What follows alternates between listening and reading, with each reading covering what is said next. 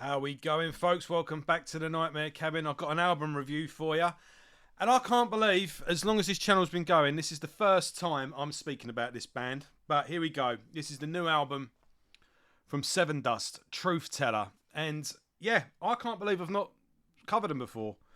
Yeah, Sevendust is one of my favourite bands. They are one of the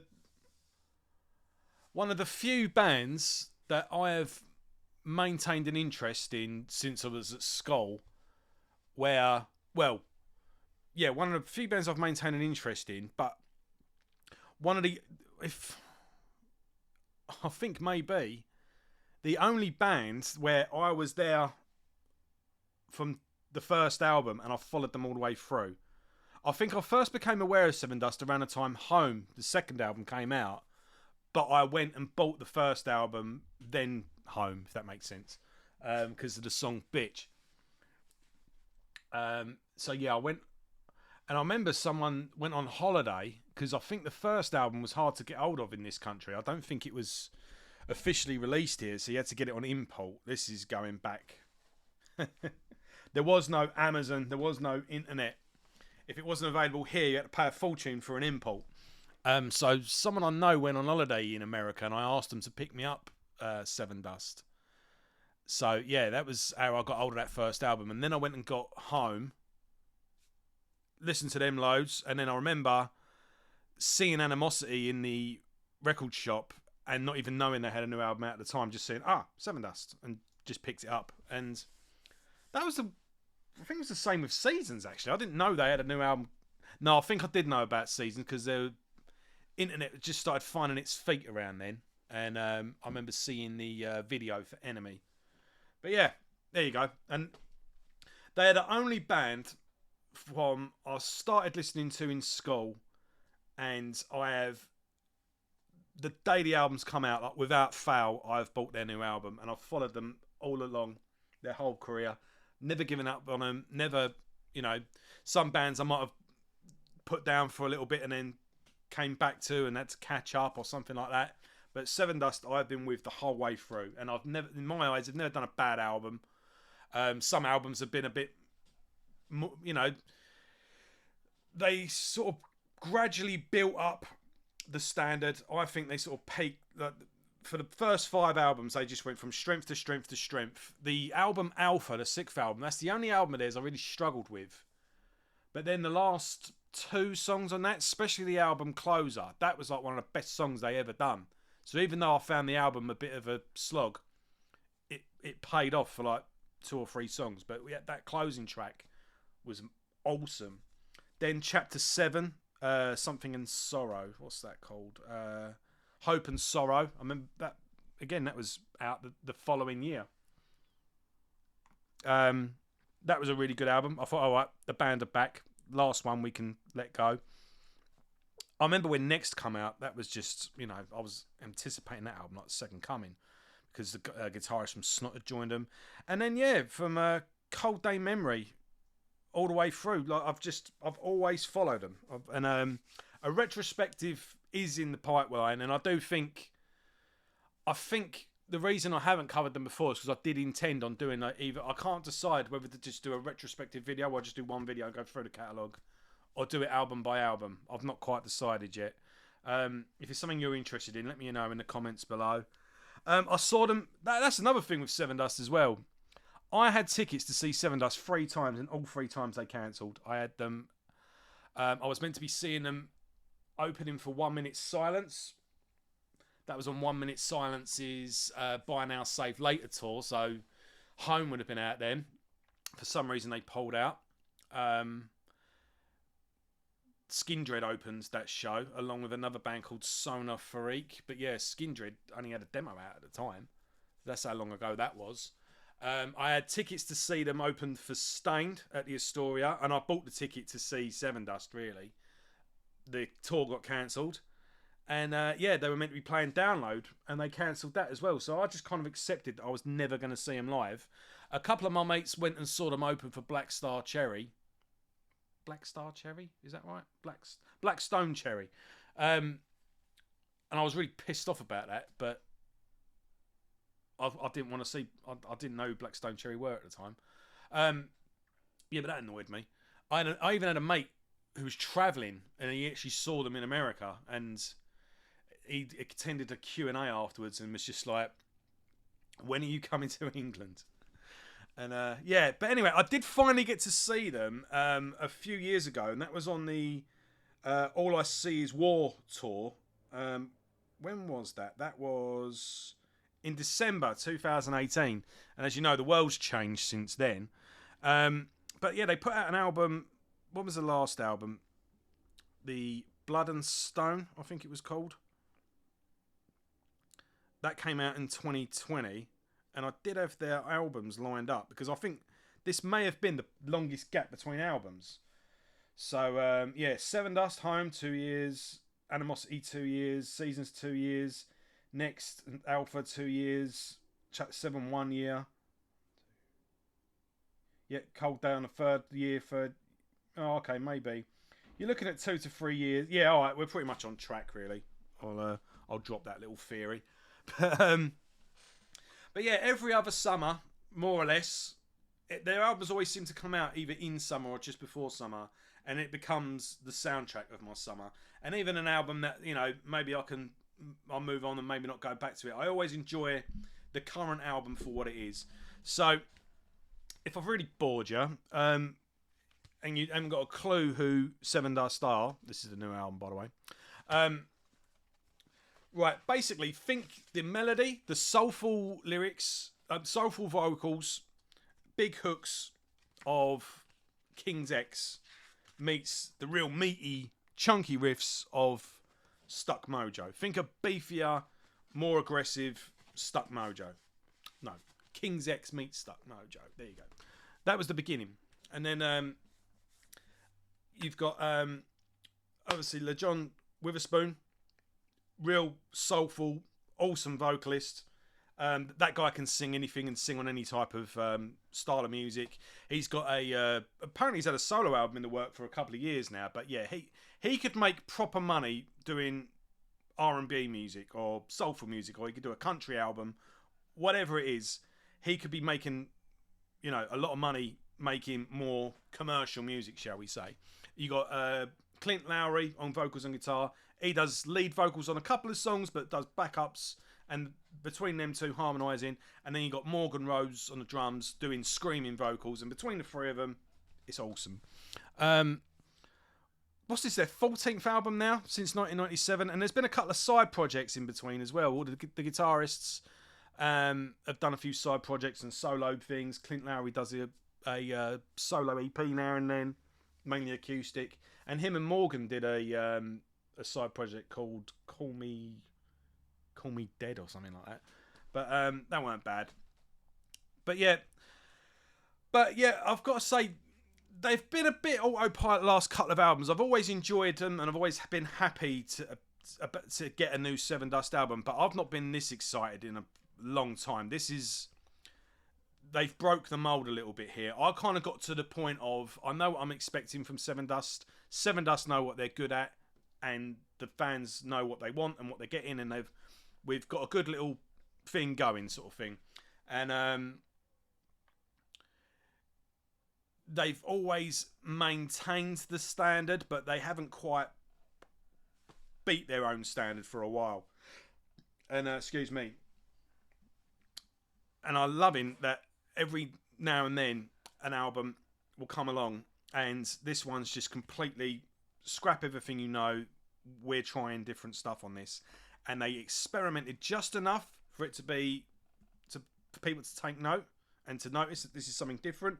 But everything is still in place. This is still Sevendust, so you've got that perfect little balance between new and familiar. So what I've seen, I don't know if I showed you the back cover.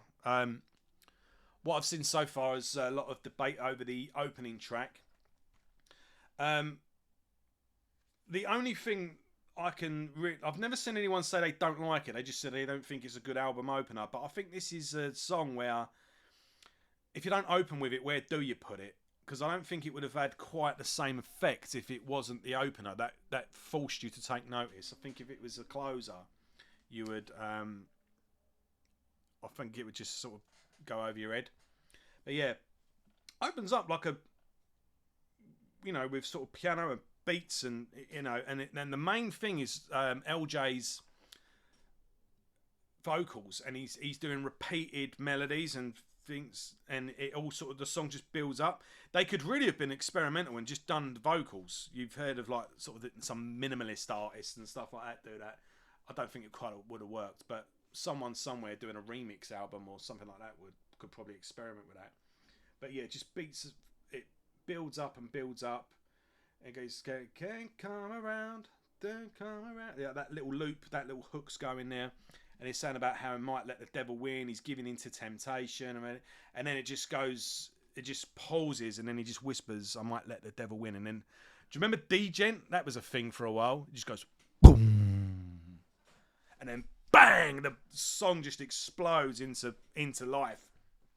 And then you've just got that chorus going around again. And with a decent sized venue and a decent stage show, I think that would be a great concert opener as well. I think there was a thing where concerts would open. Once a few too many bands did it, and it kind of just lost its effect. But when they do the first song, or at least they had the curtain up, and then you'll have like an intro play, and then boom, curtains down, bang, the band are there. No walking out, none of that, And different bands did it to different levels. Sometimes there'll be something on a screen, or there'll be an introduction and the song kicks in. But then some bands would open with like a slower song, and like there'll be lights shining behind the band, so you'd see like a shadow silhouette of the band on the screen. Perfect example of that was if you think of like Depeche Mode on the Devotional tour. If any of you are Depeche Mode fans and you saw that Devotional video, like the first song's more or less behind a curtain and you just see shadows. Then like Dave Gahan comes out sort of halfway through, and then the curtain actually drops on the second song. But yeah, I think that just doing that with some cool effects and some shadowy bits and and then just curtain drop, bang, during that, I think that'd be a great concert opener. But what's I think I'm nailing it now. What's really cool about the last couple of Sevendust albums is that it's one cohesive work, while this is more of a collection of individual pieces. So while the other ones you could sort of put on and it'd be a 40-45 minute listen and it all flows nicely and then that's it, this one you've really got to study, because there's lots of different things going on this album. They're really taking risks with the songwriting, and because they've been doing this so long, they know what risks are gonna work and what aren't. Maybe they're not risks then, maybe that's the one. They're experimenting with the formulas and experimenting with the effects that the heavier parts are going to have on the songs, and when to drop them and when to pace the songs out and how to structure them. And yeah, they've been doing it. There are 14 albums in now, so they know what's going to have an effect and what isn't. But yeah, everything is interesting and everything is different. Things are familiar enough, but then there's some sort of obvious sort of singles in there that kind of keep you reminded that you're home. This is still a Sevendust album, but they're great as well. They would have been standout tracks regardless. So songs like Everything, songs like Holy Water, Superficial Drug, all great songs, great choruses. Morgan Rose is a beast behind the drums as always. He is one of the most underrated drummers in the business, really. The album's production is awesome as well. I think that's a massive thing in this album's. It's a feather in this album's cap, really, because I think maybe with the wrong producer, this album might not have worked so much. But I think as well, the album gets better. This is the thing. You've got this big sort of curveball thrown at you at the beginning, to make you go, oh wow, like this isn't just another Sevendust album. This isn't just opening with a big heavy riff, and then and then bang, big chorus. No, this isn't familiar territory. So that kind of starts with, you could say the album as the body of works kind of starts on the second track, the title track, Truth Killer. But there's so much interesting stuff going on this album. It's got so many good songs on it, and I think the last 4 tracks, some Superficial Drugs and Messenger, Love and Hate, and then the closing track, Fence. You've even got this 4-track sort of winning streak at the end of the album. Like it gets better as the album comes along, and the closing track, Fence. Check out the video for that if you can. It's like a